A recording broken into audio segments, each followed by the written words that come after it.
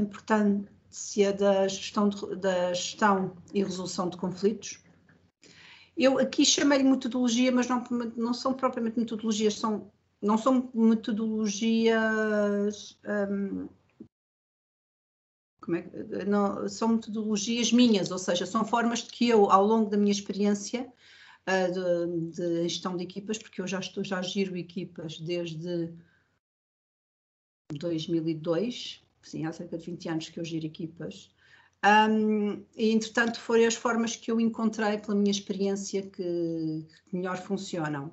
Depois os benefícios e para finalizar eu deixei também um tempo para quem quiser partilhar as suas experiências, porque eu acho que nós no fundo acabamos sempre por aprender mais com as experiências também, mas tanto com as experiências dos outros e quaisquer questões que possam querer colocar. Ou seja, conflito. O conflito vem do latim choque, embate ou luta. No fundo são disputas, violência, confrontação e fui buscar também aqui à psicologia a coexistência de tendências ou impulsos antagónicos e no fundo, é um desacordo em geral, em que quando as pessoas entram em conflito, quando têm ideias diferentes e quando há divergências. É um cenário dado entre duas ou mais partes que não conseguem chegar a um acordo sobre um determinado tópico ou fato. Pode acontecer na intimidade da família, entre duas nações, ou entre colegas de trabalho e as consequências são difíceis de estimar quando o conflito não é gerido e se deixa escalar. No fundo, mas o conflito faz parte da nossa natureza humana, porque, como eu costumo dizer, se toda a gente gostasse só de azul, coitadinho do amarelo, não é? Porque todos nós temos opiniões diferentes, todos nós temos visões diferentes, as nossas crenças, aquilo que nós acreditamos, faz muitas vezes com que nós entremos em choque com outras pessoas e, no fundo, o conflito é um fenómeno social, mas que também é essencial ao processo evolutivo da humanidade e à transformação social, porque se todos nós concordássemos sempre com tudo, muitas vezes não seríamos obrigados a pensar de forma diferente. E, como eu estava a dizer, é integrante da parte humana e não ocorre, como eu disse há bocadinho, não ocorre necessariamente entre inimigos, mas também entre colegas de trabalho, amigos, aliados. E eu costumo muitas vezes, porque, claro que o conflito pode surgir até entre amigos, até entre ambientes familiares, e se não é uma coisa que seja fraturante ou muito importante para nós, podemos logo, eu costumo dizer na brincadeira, que preciso ter paz até razão. E há alturas em que é mais fácil não continuar com o conflito e com a teima e, pura e simplesmente, deixar correr. Há outras alturas em que nós achamos que é muito importante manter a nossa opinião e a nossa solução, e quando a outra pessoa também acha que é igualmente importante, aí pode surgir um conflito. Mas é importante sempre perceber porque é que ele aconteceu e porque é que... E então passamos por quais as principais causas e consequências. Porque as causas podem ser recursos e muitas vezes são recursos e interesses. Nós estamos a falar em mais conflitos entre nações ou entre empresas, em que ambos estão a lutar pelo mesmo tipo de recursos ou pelo mesmo tipo de interesses. Pode ter a ver com política ou poder. Ideologia e religião também são uma fonte muito importante de conflito na nossa sociedade, e a identidade, seja a identidade de género, seja a nossa origem, a nossa raça e o que é que faz de nós as pessoas que nós somos, pode também ser uma causa importante de conflito. No meio empresarial, eu diria mais que já são hábitos ou concorrência e também interesses que são normalmente as maiores causas de conflito. E o que é que pode causar? Falhas de comunicação, falta de informação. Quando a informação é muito assimétrica, dentro de uma empresa ou dentro de uma organização, há maior facilidade de que conflitos ou desavenças possam ocorrer, tal como a escassez de recursos. Nós estamos a tentar lutar todos pelo mesmo recurso, é mais fácil lutarmos entre nós. Diferença de personalidades.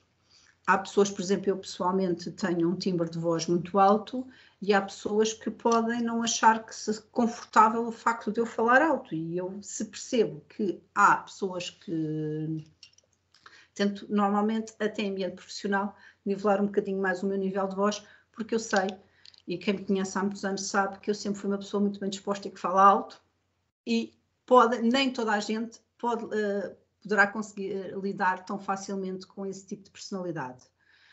Frustração e pressão também, quando estamos frustrados com alguma coisa no nosso meio profissional ou muito pressionados, também há muito mais oportunidade para surgir conflito ou desavenças. E mesmo no ambiente profissional eu lido muito com a ausência de processos ou de planeamento, e quando as pessoas estão um bocadinho perdidas e não sabem muito bem o que é que hão de seguir nos próximos passos, e aí essa sensação de estar um pouco perdido pode aumentar a frustração e criar outro tipo de conflito. As maiores consequências podem instigar a comportamentos irresponsáveis e até as pessoas perderem um bocadinho a cabeça ou as estribeiras. Quando as pessoas não conseguem dialogar e entram em conflito, as diferenças que podiam ser pequenas de início podem ser mais aprofundadas.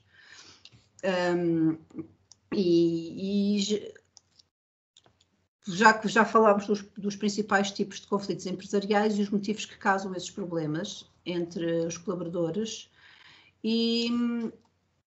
mas quando são bem administrados, esses conflitos todos esses conflitos dentro do ambiente empresarial podem criar oportunidades de melhorias e mudanças de desenvolvimento. Temos que tentar perceber, e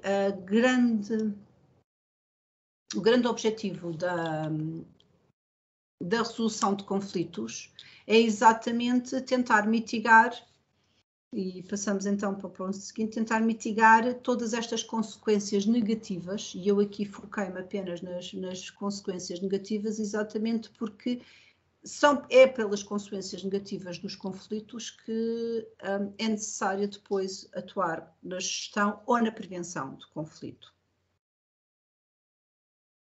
Do ponto de vista do senso comum, o conflito é normalmente sempre visto de uma forma negativa, que deve ser evitada e pode causar desequilíbrios nas pessoas, ou nos grupos e nas organizações. E é isso que se não forem geridos, podem escalar e atingir proporções muito maiores. Exatamente, quando há uma desavença entre pessoas ou um conflito, se esse conflito for gerido e for atacado inicialmente, as pessoas até podem aprender com essa diferença e podem aprender com essas diferenças e não atingir proporções muito grandes. E a comunicação e uma boa gestão de conflitos pode ser um fator, já estou a falar um bocadinho à frente no side. O fator de desenvolvimento, uma boa gestão de conflitos e um conflito bem tratado e bem resolvido pode ter como causa um desenvolvimento de competências relacionais, aquelas consideradas soft skills, como a comunicação e a tolerância e a empatia, porque se a pessoa conseguir ser empática e pôr-se no lugar da outra pessoa e tentar perceber o porquê da outra, o porquê do que está do outro lado, é muito mais fácil o conflito nem sequer chegar a escalar, ou a discussão nem sequer chegar a escalar, e porque nós temos que pensar que o conflito é uma ocorrência natural e normal e que resulta das interações normais das pessoas do dia a dia, porque as pessoas com quem nós trabalhamos, com quem nós lidamos no dia a dia, têm culturas diferentes, podem ter conhecimentos e experiências, mesmo sendo da mesma cultura, podemos ter todos experiências, valores, crenças e estatutos diferentes. E peço imensa desculpa. E então, quando é bem resolvido, permite identificar exatamente problemas latentes e libertar tensões e aprendermos com outra pessoa e com a experiência de outra pessoa. Melhor a comunicação entre as pessoas pode também aumentar a autoestima e a motivação das próprias, porque o facto de nós percebermos que estamos a trabalhar ao lado de outra pessoa que é necessariamente diferente de nós e que tem experiências diferentes e que tem visões diferentes, se nós tivermos a preocupação de ter uma escuta ativa e preocupar-nos com aprender com o que o outro tem a dizer, vamos nós próprios crescer e estar mais aptos e ter mais ferramentas para a vida do dia a dia e para o futuro. Entretanto, os pontos mais importantes na gestão de conflito, daqui já falo da parte não de quem está dentro do conflito, mas de quem está a gerir o conflito e da parte dos gestores. Quem gera a equipa ou gera a empresa de onde está a surgir o conflito é normalmente essa a pessoa a quem cabe a gestão e o mitigar dos conflitos e dos problemas que possam surgir. Porque também é quem gera a equipa, pelo menos deve conhecer bem o perfil das pessoas que trabalham e o seu comportamento normal. Porque é a responsabilidade do gestor ter conhecimento do perfil de cada profissional com quem trabalha e das suas hard skills ou soft skills. As soft skills são as habilidades que não contêm teor técnico e sim as características que não podem ser aprendidas ou treinadas. São, no fundo, as características que cada pessoa tem individualmente, como a empatia, a compreensão, a capacidade de escutar, podem ser desenvolvidas, mas de uma forma diferente das hard skills. As hard skills são, no fundo, as componentes técnicas. E não é nunca a altura para um líder ou um gestor de equipa se abster quando há conflito ou quando há algum desentendimento dentro de pessoas da sua equipa, é a altura de um líder agir e não abster-se.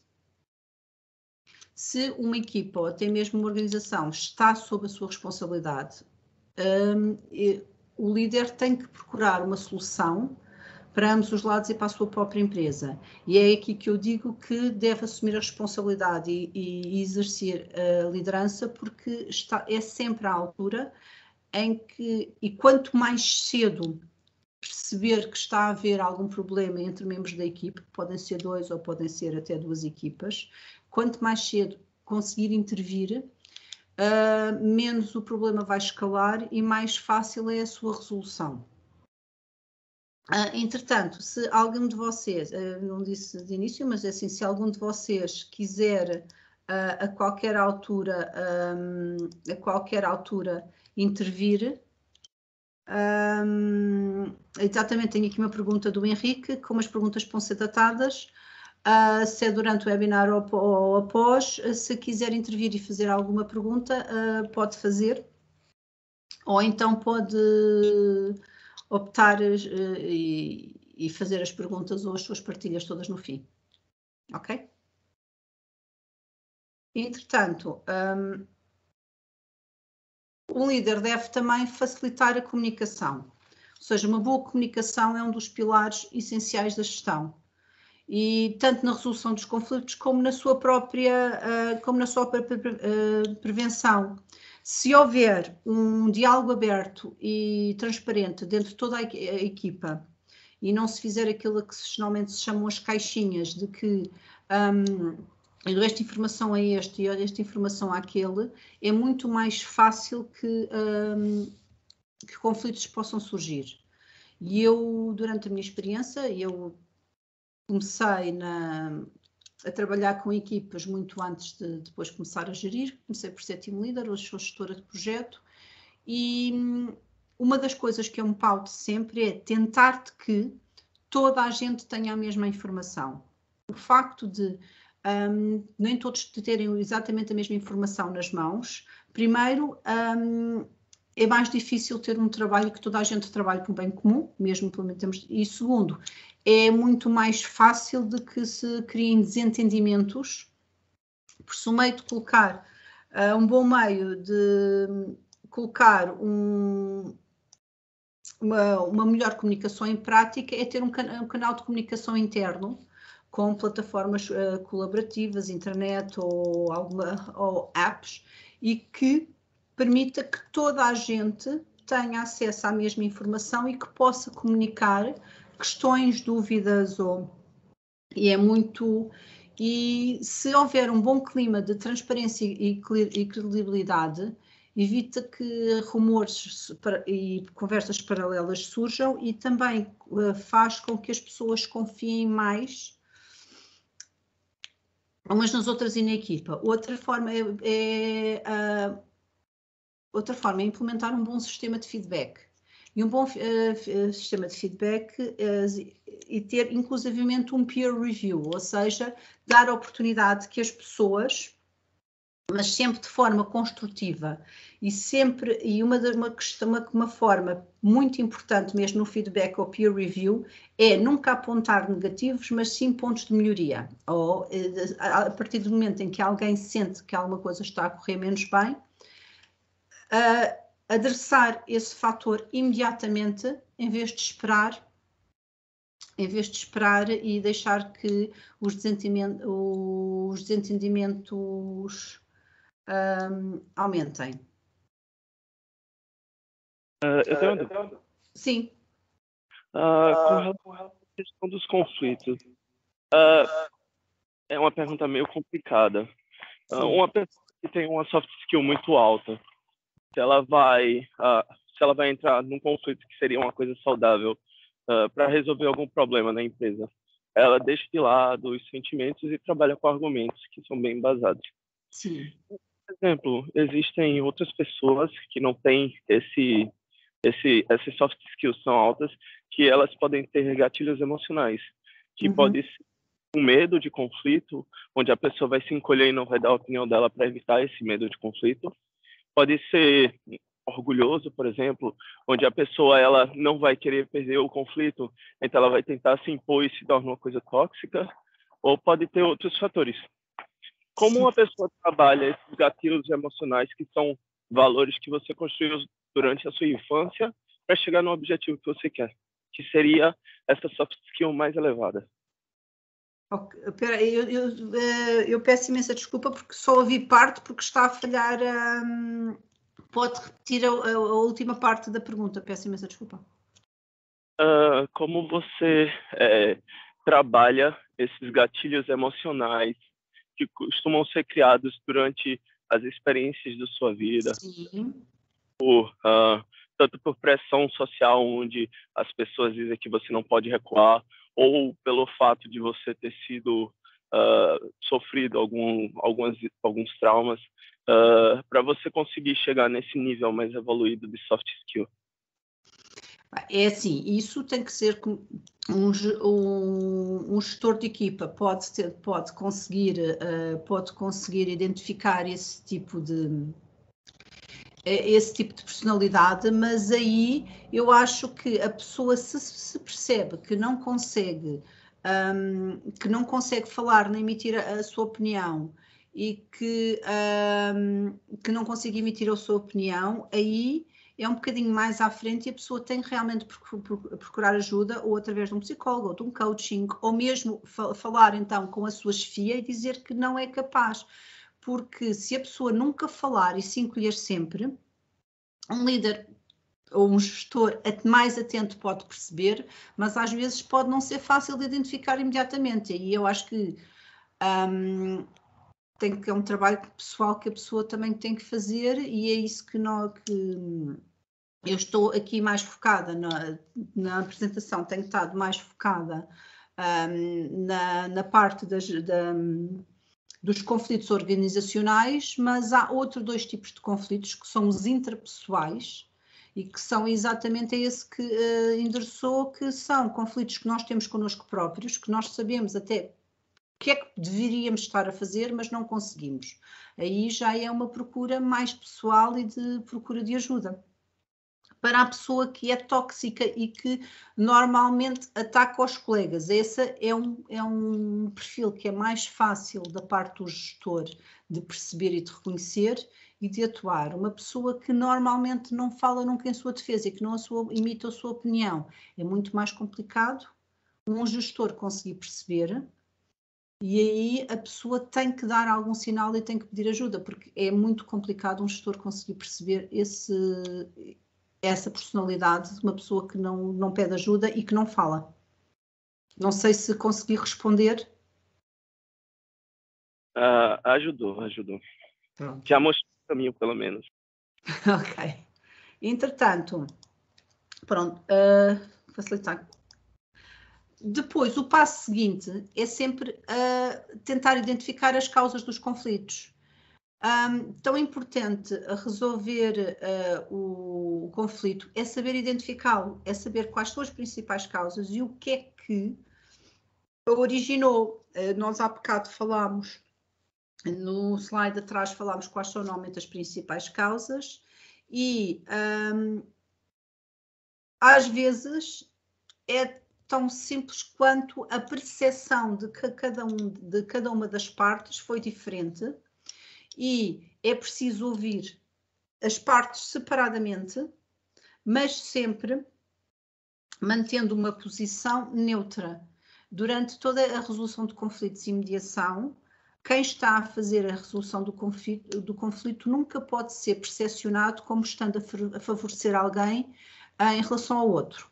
Ou seja, saber quais são as principais causas de conflitos, exatamente aquilo que eu há pouco falei, ter um melhor conhecimento da equipa e tentar perceber quais são os possíveis motivos de conflito, tentar manter um planeamento e uma estrutura nos processos da equipa, tentar manter uma comunicação ativa e uma escuta ativa. Aprender a escutar ativamente a outra pessoa é terrivelmente importante. Porque nós, não é só ouvir, não é só escutar e perceber que estão a falar, é ouvir com atenção e perceber o que é que eles estão a tentar transmitir. E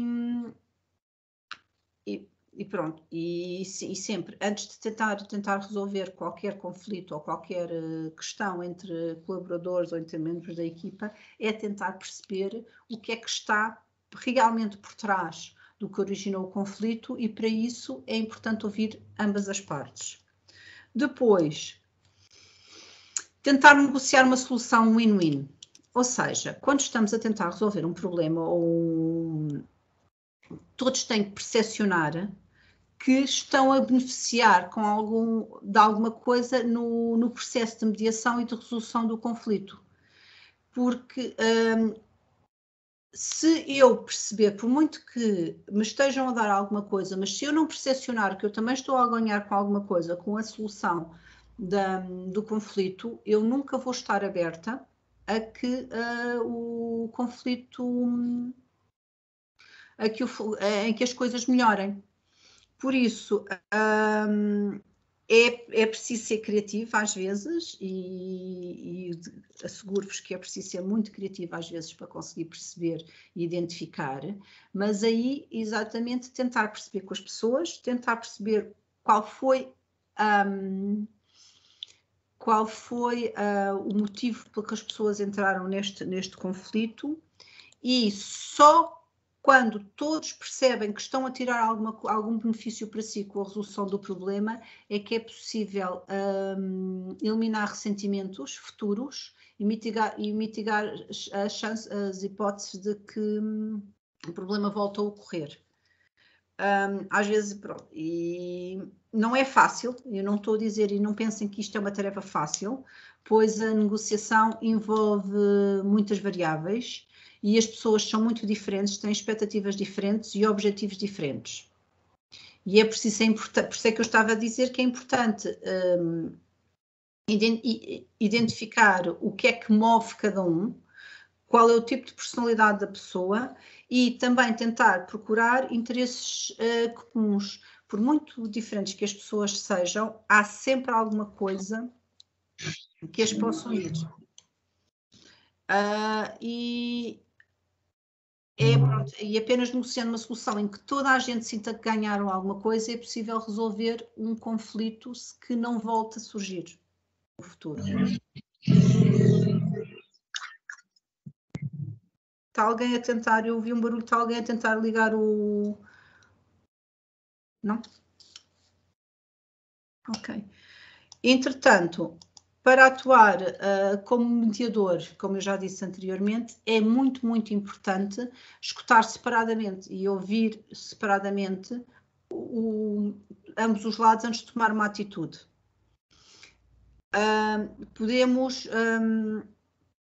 Podemos procurar depois uma sessão de mediação em que estejam ambos, mas antes é preciso ouvir cada um deles e para que ambos sintam que estão a ser ouvidos e que estão e que nos preocupamos com o ponto de vista deles e com a percepção deles. Depois também identificar, às vezes, há interesses externos por trás das posições. Houve alguns colegas que disseram qualquer coisa por trás que os levou a tomar aquele tipo de atitude. E é preciso manter sempre um foco, que as pessoas têm que ser focadas e ter muito respeito, porque eu já assisti a situações de conflito em que se levantou muita voz.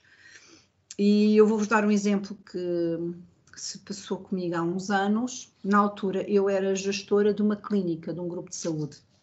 E tivemos uns clientes e eu, de repente, comecei a ouvir gritos. Estava no meu gabinete e comecei a ouvir gritos na recepção e fui tentar perceber o que é que se passavam e eram realmente uns clientes que tinham perdido completamente as estribeiras e que estavam a gritar com a recepcionista. E ele trouxe-os todos para o meu gabinete e uma forma muito fácil de mostrar respeito e de tentar agir como mediador e acalmar as pessoas é, quanto mais alta a outra pessoa falar, mais baixo nós falamos. As pessoas acabam por ter que baixar o som da própria voz para nos conseguir ouvir. E eu lembro-me que em menos de 5 minutos eu consegui que as pessoas já estavam a falar ao mesmo nível, ao mesmo tom que eu, e quanto mais eles gritavam, mais eu sei que não é fácil e requer muito controle, e a nossa reação natural é quando falam alto connosco, que é nós levantarmos a voz ainda mais para sermos ouvidos. E eu aprendi que quando falam muito alto connosco e quando gritam connosco, quanto mais baixo e mais calmamente nós conseguirmos falar, mais acalmamos as pessoas, porque não estamos a entrar numa espiral crescente, estamos a entrar numa espiral decrescente. Eu sei que não é fácil e é preciso um grande, grande, grande autocontrole. E aqui eu aqui não estava como mediadora, estava a ouvir, mas estava a tentar gerir um conflito. E depois, entretanto, telefonei ao médico e as coisas acabaram por se... Mas as pessoas, quando estão no meio de um conflito, precisam de ver no gestor ou no mediador ou na pessoa que está no meio deles, que está segura, que é capaz de ouvir os dois lados, que não está a tomar a posição beneficiando nenhum deles, e isso é que é muito, muito, muito importante. Eles têm que percepcionar de que estão a ser ouvidos e que estão a ser ouvidos e que não se está a tomar partido de nenhum deles. Exatamente.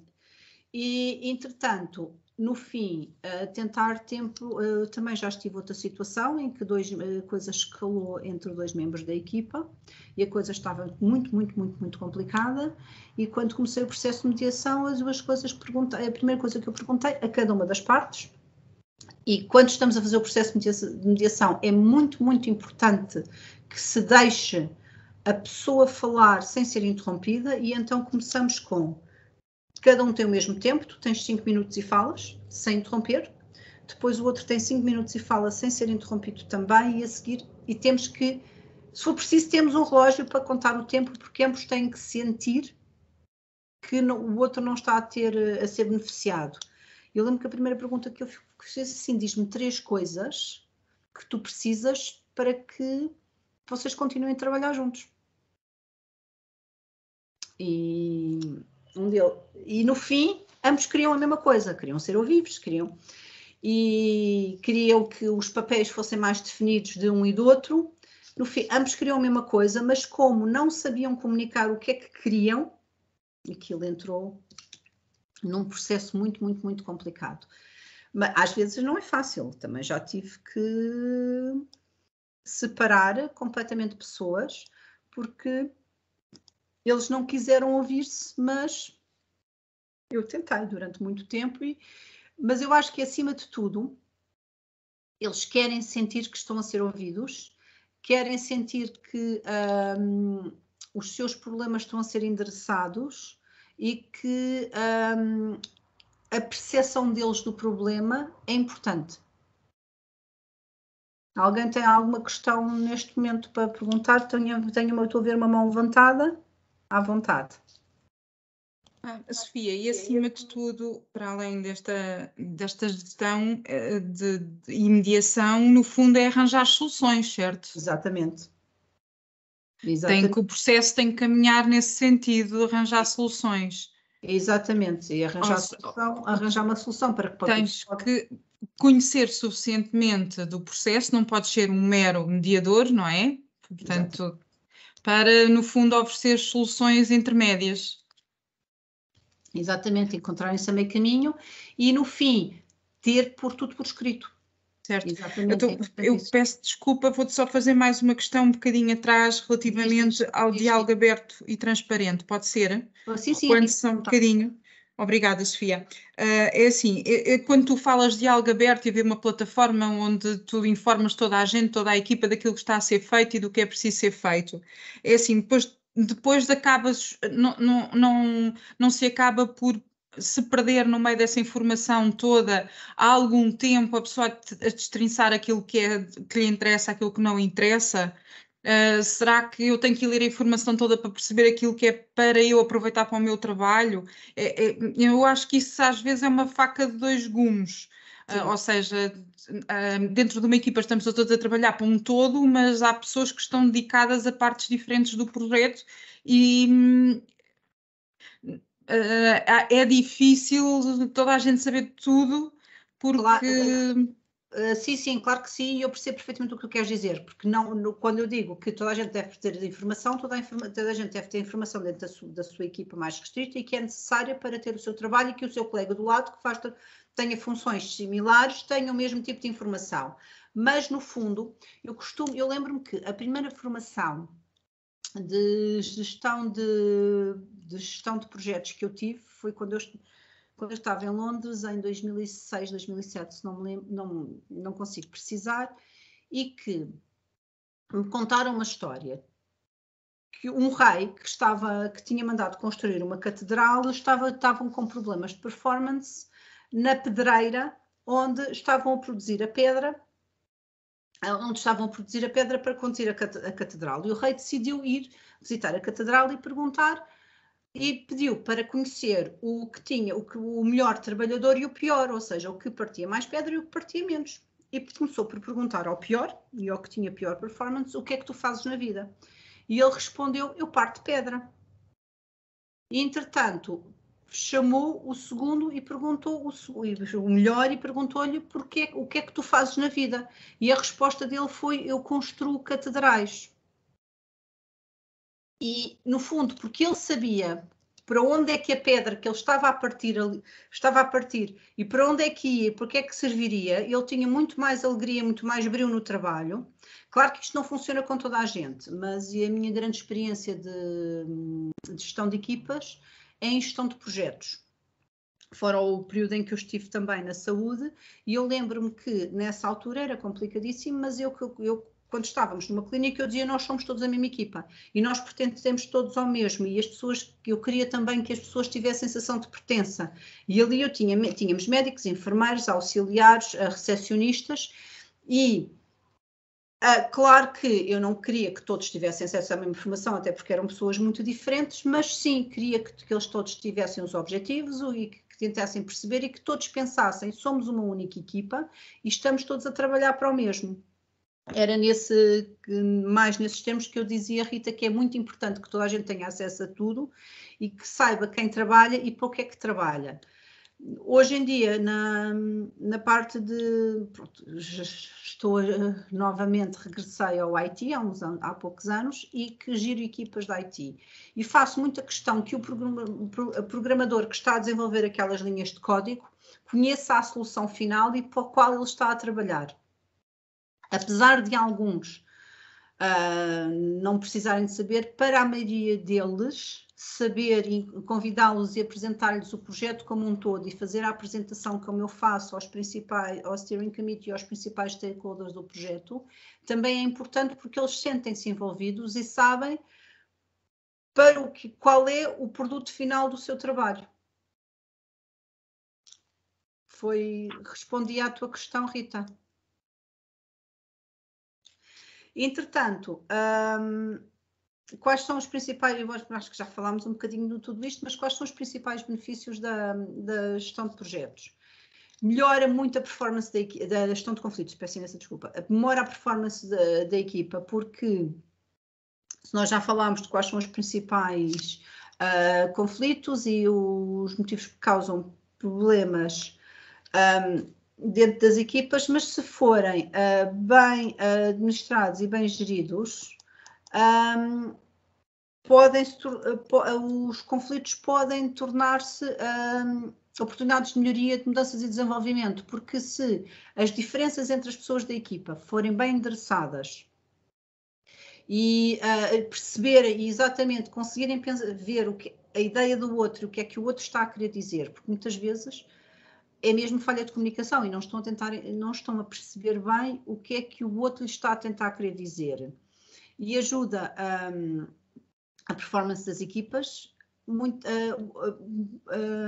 aumenta a motivação e o ambiente de trabalho e favorece o cliente. Pronto, tudo isto. E ajuda na tomada de decisões, mas também pode, inclusivamente, aumentar as oportunidades e melhorias, porque pessoas que numa equipa que há pouco conflito, as pessoas mais facilmente dão novas sugestões e põem sugestões e facilitam o brainstorming e a criação de novas soluções e de desenvolvimento e de melhorias, tanto para elas como para o seu trabalho.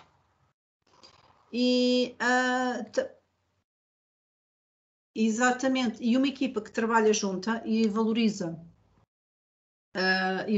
a aprendizagem, acaba por se criar ser uma vantagem competitiva para o mercado, exatamente porque conseguem muitas vezes encontrar novas ideias e novas soluções, porque há uma maior discussão e as pessoas mais facilmente dão a sua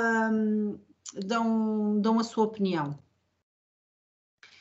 E isto era tudo o que eu tinha preparado para vocês, porque eu achei que agora guardar os últimos 20 minutos para quem quiser partilhar, pôr questões, ou mesmo partilhar experiências, porque eu não sou a única daqui que gera equipas e que já teve que gerir conflitos, por isso agora estou aberta a quaisquer questões que vocês tenham e que queiram colocar.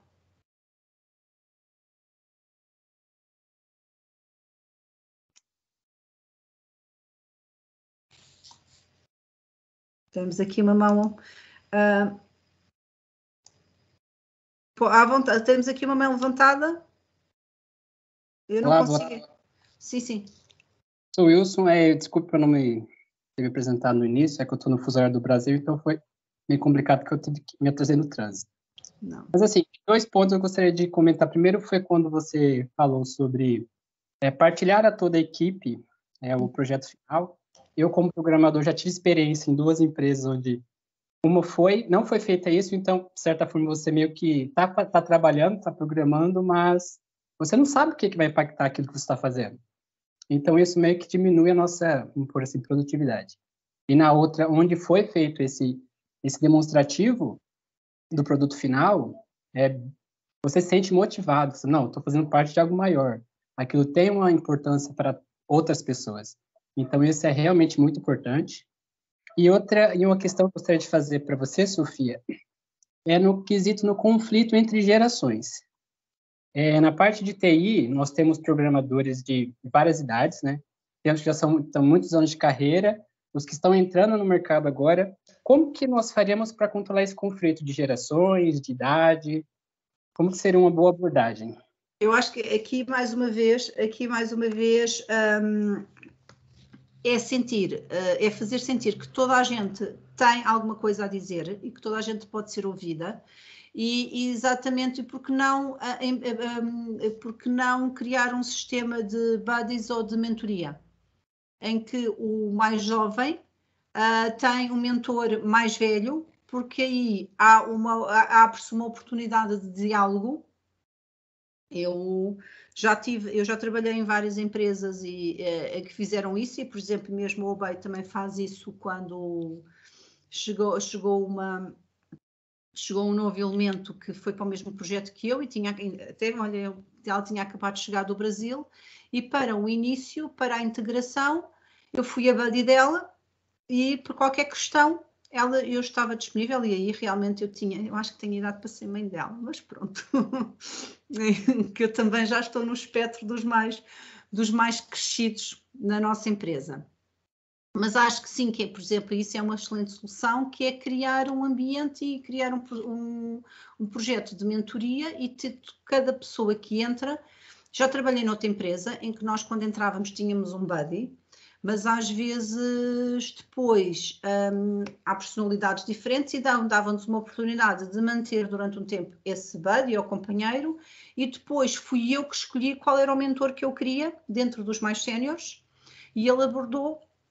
E eu tive um mentor, e depois tive 3 mentorandos que me escolheram a mim, e é uma excelente oportunidade porque às vezes, se formos nós a forçar o mentorado, até podem ser personalidades que não se encaixem tão bem, aí há mais uma oportunidade de ter que fazer uma gestão de conflitos. Mas, por exemplo, é uma solução que vem à cabeça, pela qual eu já passei.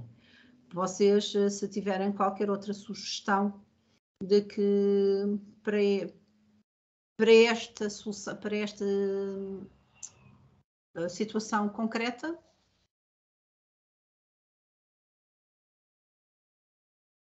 Mais alguém tem alguma sugestão, alguma questão? Ainda temos uns minutos, ainda temos 15 minutos.